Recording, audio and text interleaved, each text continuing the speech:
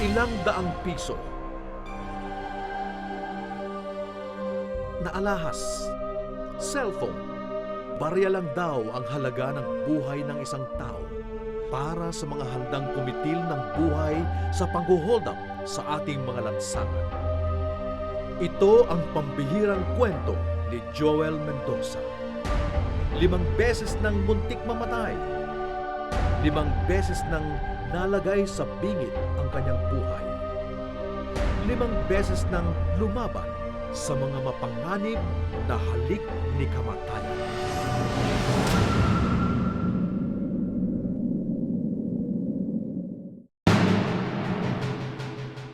Nagkaroon po ako ng tinatawag nila na trans-ischemic attack. Ito po isang sakit sa puso na bigla na lang tumutigil yung tibok ng puso mo. Ano nangyari sa'yo? Ano nangyari sa'yo, anak? Diagnosed na may leukemia. It's called hairy cell leukemia. It's a type of cancer of the blood. Uminom ho ako ng gamot para makatulog lang. Naging sanhi po yun ang overdosage ko.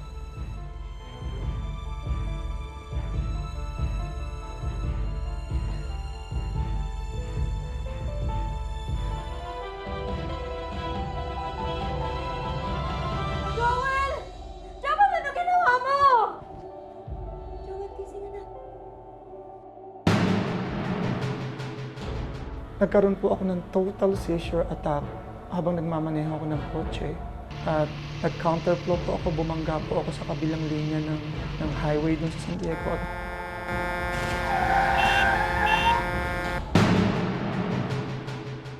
Naramdaman ko yung unang pukpok. And then kasabay nung sabi nung magnanakaw na, ibigay mo.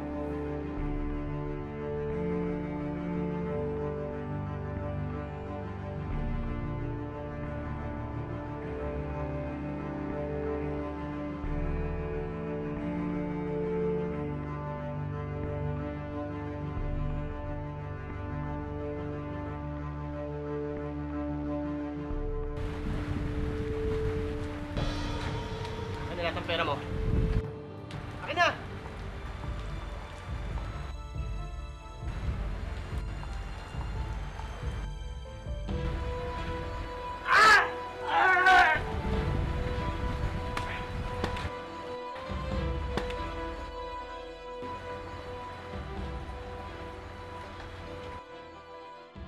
Boss Joel! Tulungan niyo kami! Tulungan niyo kami! Kuya, sa may malapit na hospital dito! Boss Joel! Boss Joel! Dali natin sa malapit na hospital! Yes, Mr. Miller. I'll confirm the packages. It will be delivered in Hawaii in 24 hours, sir. Is that okay with you? Great. Thank you so much, sir.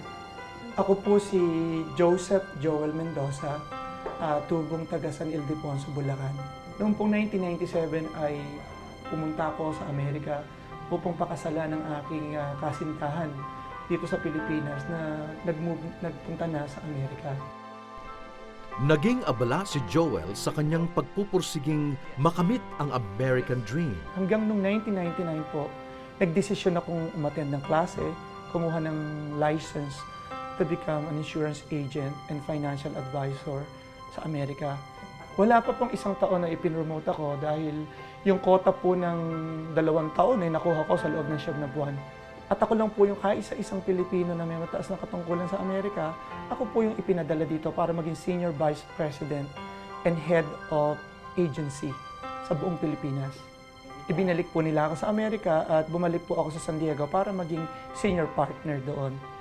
Sa taglay niyang sipag at talino, naging Senior Vice President siya sa pinakamalaking insurance and investment company sa San Diego, California. Pero sa kabila ng kanyang tagumpay, naghiwalay sila ni Ana, ang babaeng naging dahilan para makarating siya sa Amerika. Kahit nahiwalay sa asawa, hindi naman naiwang mag-isa sa buhay si Joel. Naipetisyon na niya ang kanyang ina at kapatid sa Amerika. No year 2000 po ay napetisyon ko na yung mother ko Noong 2001 ay napetisyon ko naman yung aking bunsong kapatid na si Lisa. Maganda po yung buhay namin. May 9 ay nakaramdam ako ng nagpapanik po ako. Malakas po at mabilis ang tibok ng puso ko. So nagpaalam na po ako dun sa aming kumpanya, New York Life, para umuwi ng bahay.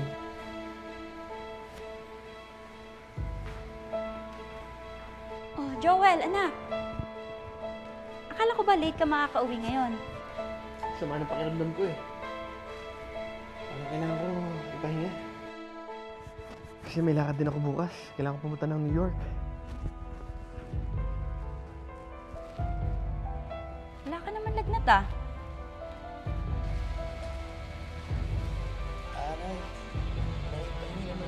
Anak, ano nangyayari sa'yo? Joel, anak! Ano nangyayari sa'yo, anak? Joel! Teka, sandali!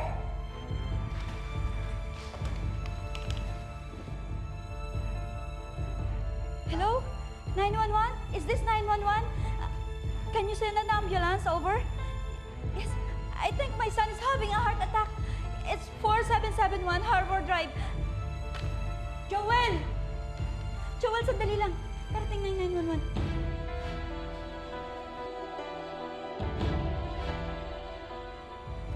Tubig ba? Tubig! Sandali. Nagkaroon po ako ng tinatawag nila na trans-ischemic attack. Ito po ay isang sakit sa puso na bigla na lang pong tumitigil yung tibok ng puso mo. Ito po ay isang fatal illness. Kung bumagsak po ako, yan pwede ko pong tawagin ng mild stroke, ang TIA. Nagkaroon din po ako ng syncope or syncope. Dahil po dun sa sakit na yon, ay minonitor na yung aking sitwasyon sa health ko.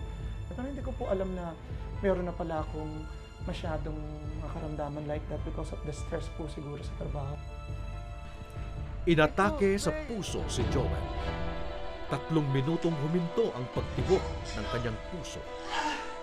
Ito ang unang halik ni kamatayan kay Joel.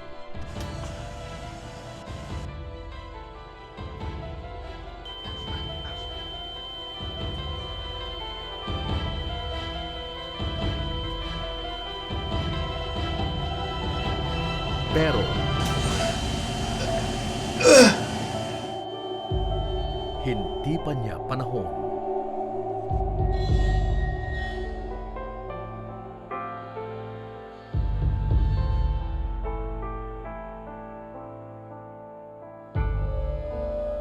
Ngunit ilang buwan mula nang malagpasan ni Joel ang unang pagsubok sa kanyang buhay, dumating ang pangalawang halik ni kamatayan.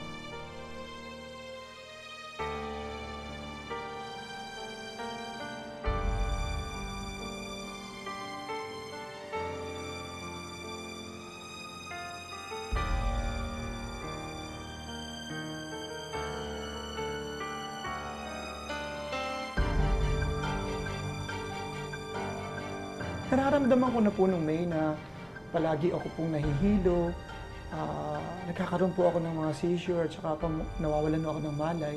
Kung minsan po kumakain po ako sa dining room, nakakatulog ako sa pagod. So nung pong after po doon, nagkaroon na po ng intensive check-up sa akin. Yung pong initial findings ng mga doktor ay mababa lang po yung aking blood count or medyo may pagka-anemic na ako. Nung pong nagkaroon ulit ako ng mga pasapasa sa katawan, nagpa-check up na po talaga ako ng intensive sa mga oncologist at saka sa mga hematologist doon. Joel! Joel, sandali lang. Parating na yung 911. Nagkaroon po ako ng tinatawag nila na trans-ischemic attack. Ito po ay isang sakit sa puso na bigla na lang pong tumitigil yung tibok ng puso mo. Ngunit ilang buwan mula nang malagpasan ni Joel ang unang pagsubok sa kanyang buhay, dumating ang pangalawang halik ni kamatayan.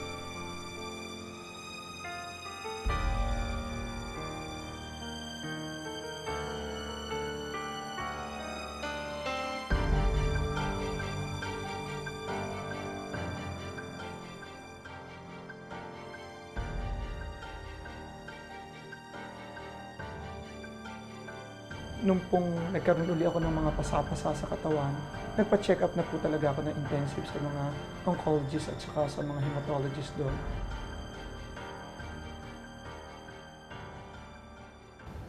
Doctor, can you please give me the results of my tests?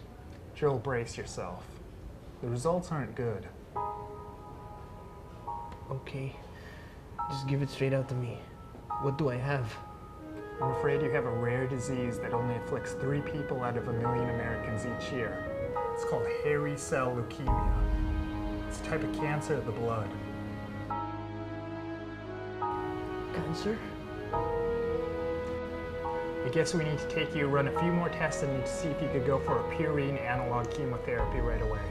If that doesn't work, a bone marrow transplant may be necessary. Kasi parang nasa 30s, late 30s ako during that time. And I thought, akala ko po nasa peak of my career ako. Wala naman po ako, hindi ko po mga konting sakit-sakit lang dyan, konting hirap, konting pagod.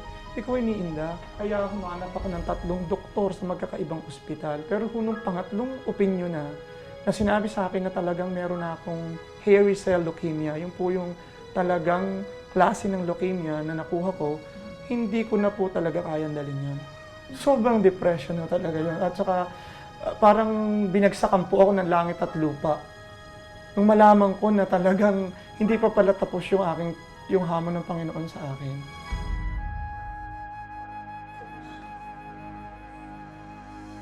Matapos malamang may cancer siya, binigyan ng long-term disability leave si Joel. Tila unti-unti nang gumuguho ang kanyang magandang buhay. Nahihirapan siyang makatulog sa kaiisip kung may kinabukasan pa bang naghihintay sa kanya. Yung pong ipin-prescribe ko sa akin ng mga doktor ko para makalma ko, Valium. Sa pagkakataong ito, si Joel naman ang humamon kay kamatayan.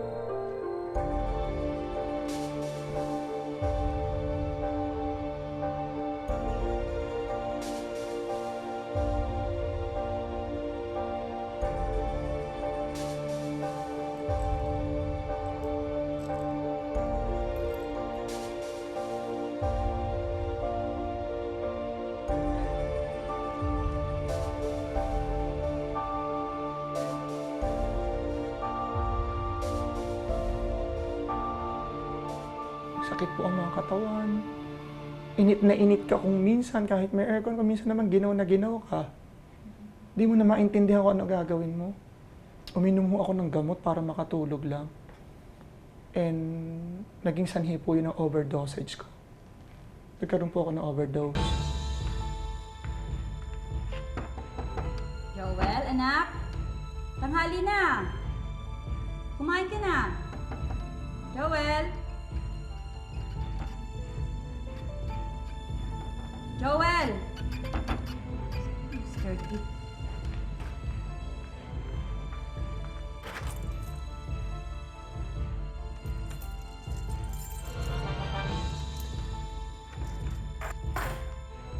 Joel! Joel, ano ginawa mo? Joel, gising na. Gising, Joel! Joel, anak!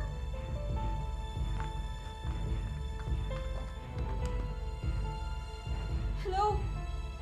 911. We need an ambulance. Yes, 4771 Harbor Drive. It's my son. We couldn't wake him up. Joel! Joel, gising anak, Joel. Joel, gising. Joel, gising anak. Anak, gising. Joel! Anak ko, ano bang ginawa mo? Gising na. Wala po ako sa sarili ko. Hindi ko po inisip na mapapakamatay ako, pero wala po ako sa sarili ko. Umiinom lang ako ng gamot para makatulog, makalimutan yung mga problema. Matapos ang kanyang suicide attempt, 3 araw na nakomatose si Joel. Pero hindi siya nagtagumpay sa pagkitil sa kanyang buhay. Joel?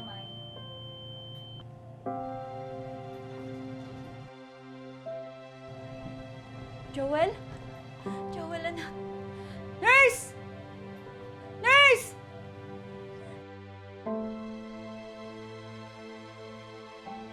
So, na 911 na naman po ako. At dinala na naman ako, na ICU na naman ako. Na ICU na naman po ako. At nung makarecover po ako doon, ay ikinonfine na ako sa mental health unit.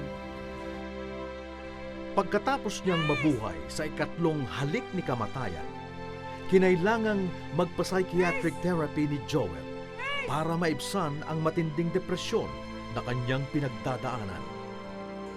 Po noong Nobyembre, umuwi ako ng Pilipinas para po bisitahin yung mga kapatid ko at makapagpahinga. Bumalik po ako ng Amerika noong December 28, 2009. At December 28 po dumating ako dahil gusto kong magpasko sa Amerika, kasama yung mga kapatid ko doon. Doon na po nangyari yung isa pang dagok sa buhay ko, pagsubok. Habang nagmamaneho papunta sa grocery si Joel,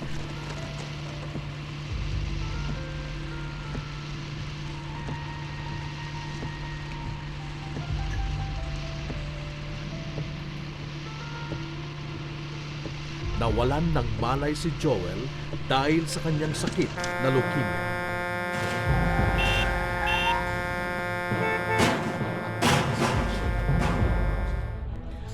Total wreck ang sasakyan ni Joel nang nakaladkad ito sa kabilang lane at nakadisgrasya ng 4 pang sasakyan.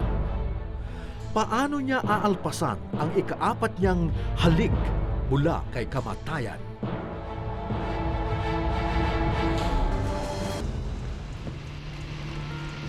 Habang nagmamaneho papunta sa grocery si Joel,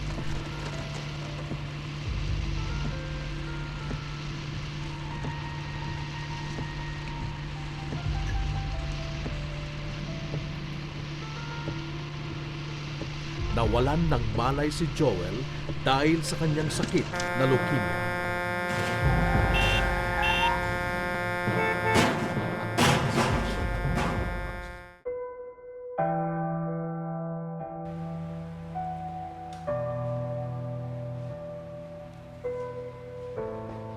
Alam mo, anak, sabi ng mga doktor, ikaw raw ang isa sa taong napaka-swerte.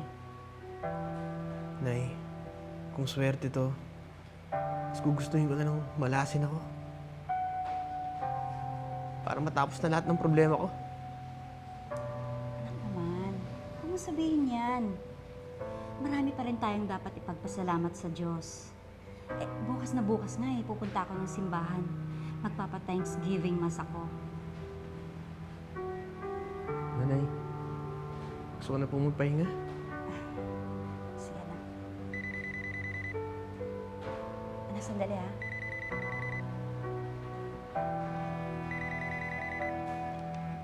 Hello? Nay, si Lisa po ito. Oh, May malaking problema, Nay. Nandito ako ngayon sa opisina ng abogado ng naaksidente ni Kuya. Magdedemanda daw sila. Namatay daw yung nabangga ni Kuya eh. Diyos ko naman. Ano nang gagawin natin, Lisa? Wala namang may kagustuhan nun. Disgrasya lang yun. Kailangan kong puntahan ng office ni Kuya, Nay. Ang alam ko, may isa pa siyang insurance policy doon para mabayaran yung malaking halaga ng hinihingi ng pamilya. O sige, anak. Gawin mo kung ano yung nararapat. Ha? Hindi na natin kailangan ipaalam ito sa kuya mo. Lalakad na po ako, Nay. O sige, bye-bye.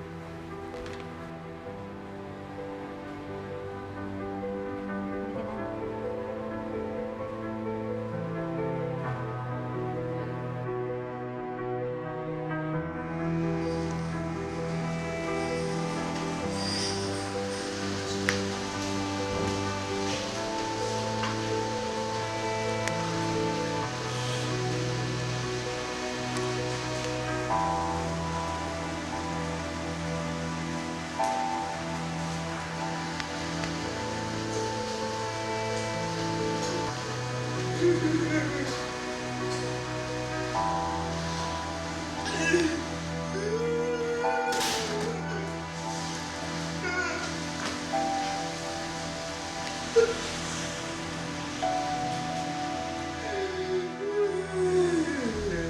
sobrang galit na ho.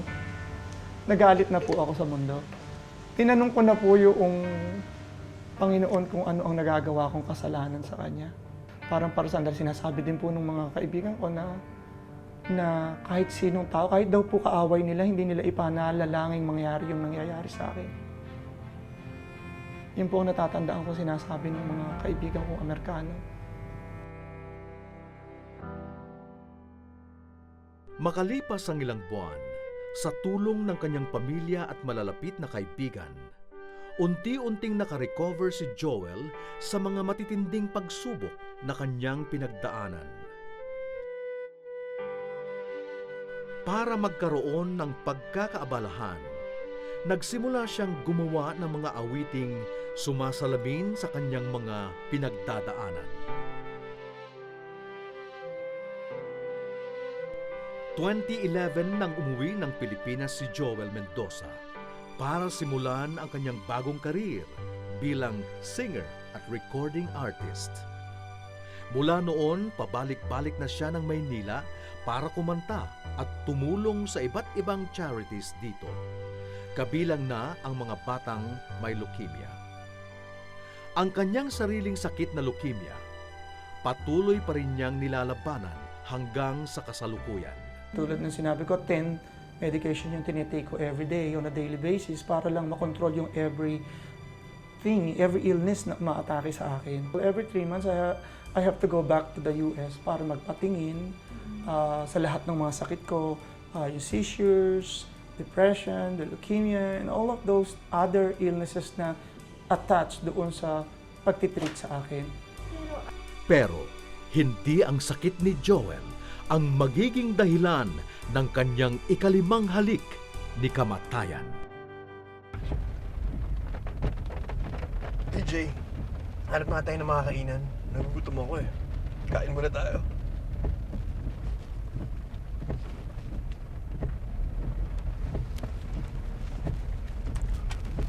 Oops.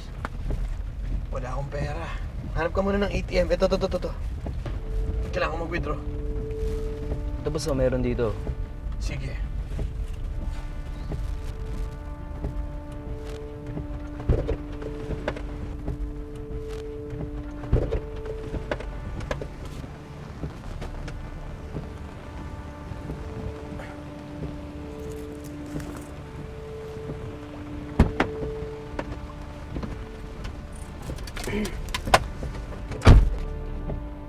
Walang tong pera ko.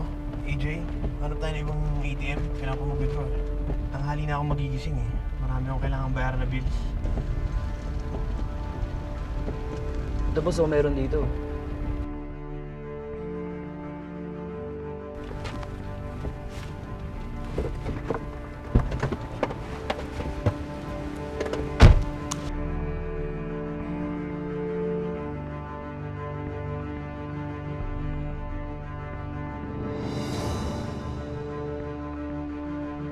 Wala namang ibang suspicious people na nakatingin sa akin.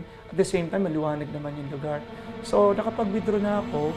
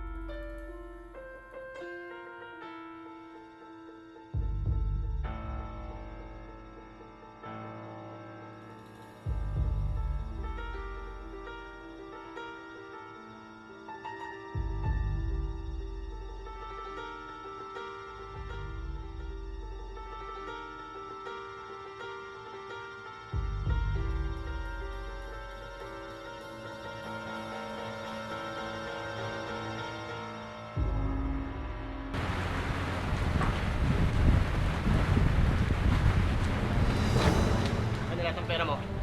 Akin na!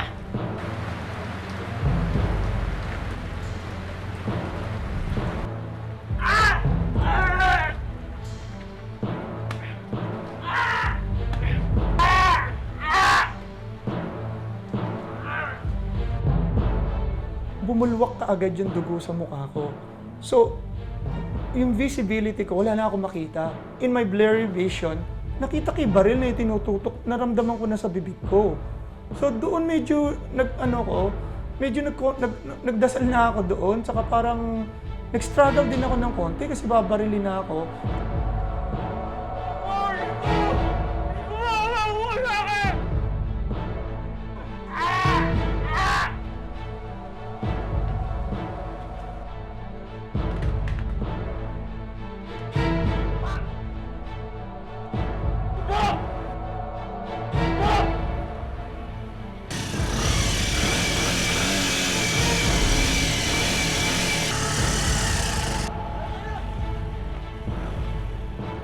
Boss Joel!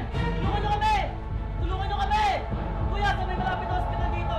Boss Joel! Boss Joel! Dali natin sa malapit na hospital. Mabilis po yung pangyayari dun sa lugar na yon. Then doon na po ako nakakuha ng time para pinagtanggol ko yung boss ko. Naririnig ko na lang yung boss na AJ na dali natin sa ospital, at saka yun yung tricycle driver na sumaklo, nakasagasa, siya yung naglagay ng bimpo sa ulo ko para maampat yung dugo. Kasi tuluyan talagang patuloy na tumutulo yung dugo.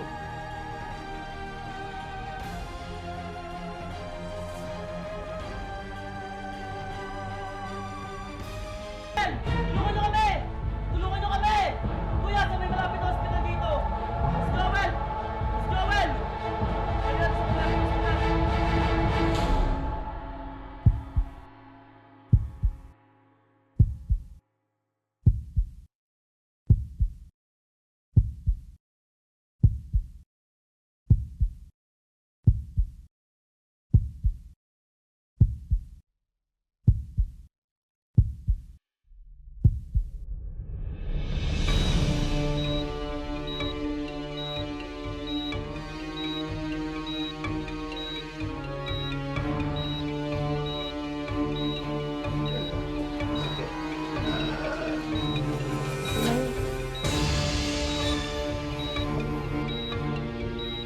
Nagising ako noong naramdaman ko na sinasaksakan ako ng mga anesthesia, marami nang gumagalaw sa katawan ko. And then, tapos narinig ko na aahitin nga yung buho ko. And, you know,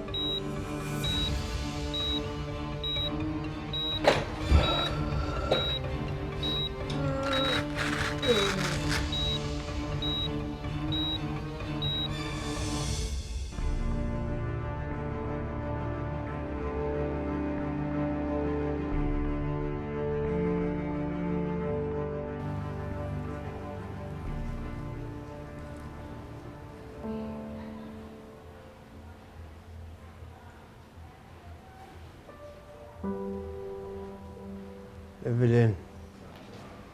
Evelyn? Kuya, mabuti naman nagising ka na. Gusto mo kumain? Okay lang ako, Evelyn. Hindi ako nagutom. Siya nga pala nasa si AJ. Okay naman si AJ. Pinauwi ko na nga muna para makapagpahinga. Mabuti naman. Hindi ko alam anong gagawin ko kung wala si AJ. Kung hindi dahil kay AJ, hindi ko alam anong mangyayari sa akin. Ayoko naman mamatay basta-basta nang walang katuturan. Shh! Huwag mo nang isipin yan, kuya. Ang importante, ligtas ka na.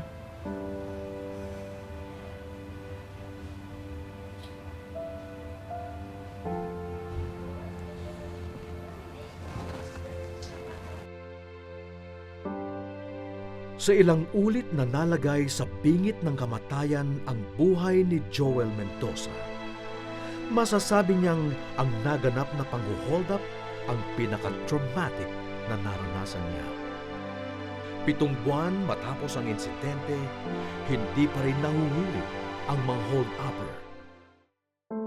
Nung hindi ako mamatay dito, na alam kong mas kayang ikamatay ko, na with all of the illnesses and challenges na dinaras ko, ito yung nagbukas uli ng isip ko na mayroon pa akong malaking misyon na gagampanan sa buhay kong ito para maging inspirasyon at maging aral dun sa ibang mga tao yung nangyari sa akin. Kailangan maging handa ka everyday na pwedeng may mangyari sa'yo. Kailangan maiparamdam mo yung tunay na pagmamahal bago man lang kayo maghiwa-hiwalay ng iyong mga mahal sa buhay. Kasi hindi mo alam kung uuwi ka pang buhay sa araw na yan. Ang una-una po ang kailangan natin gawin, pipili po tayo ng mga ATM booth na meron pong secured. Ibig sabihin ng secured, yung sa tingin nyo po ay magiging safe po ang inyong sarili. Iwasan nyo po yung mga ATM booth na madalang ang mga tao na sa tingin nyo ay hindi po kayo mapapansin ang mga karamihan kapag kayo humingi ng tulong. Pangalawa, maging alerto kayo. Tignan nyo lahat ang mga nasa paligid nyo. Kung meron kayong napapansin na hindi tama na pagtambay ng mga tao, lalo na yung mga nakamotor, yun po ang iiwasan nyo. Kung hanggat maaari, kung may kasama po kayo, magpasama po kayo sa labas ng ATM na ang gagawin niya, siya po yung titingin sa paligid habang kayo po ay nagwi-withdraw.